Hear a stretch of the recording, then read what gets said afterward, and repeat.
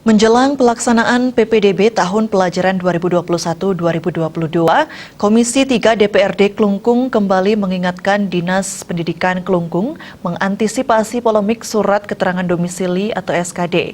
Sebab persyaratan menggunakan SKD ini rentan menimbulkan masalah rancunya PPDB sebagaimana diatur dalam Permendikbud nomor 1 tahun 2021 tentang Juknis PPDB TK, SD, SMP, SMA, SMK tahun pelajaran 2021 hingga 2022.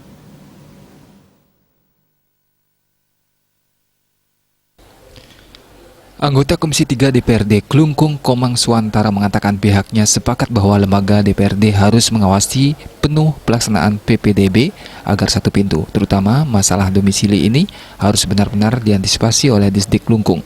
Karena masalah domisili inilah sebab utama runyamnya PPDB. Politisi Partai Gerindra ini mengaku mendukung penuh Juklak Juknis yang mengacu pada Permendikbud nomor 1 tahun 2021 tentang PPDB ini.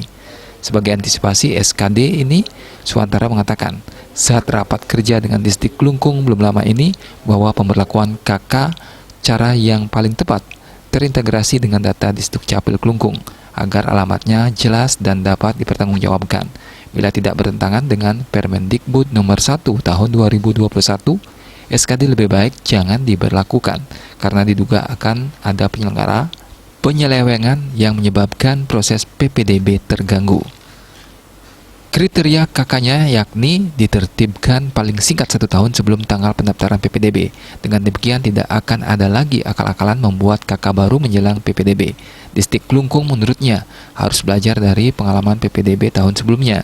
Pada PPDB 2020 banyak calon peserta didik dapat menggunakan SKD dengan bebas untuk dokumen pendaftaran.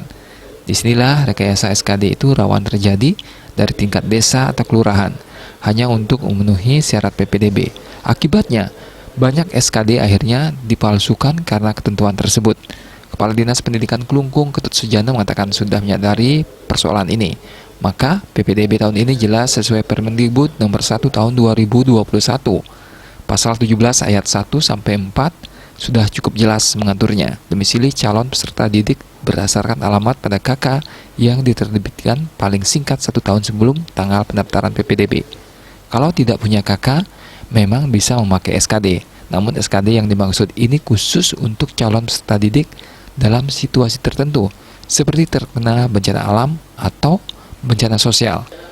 Sujana sepakat bahwa terkait SKD ini memang harus ditertibkan. Bagi Arta Bali Pos melaporkan.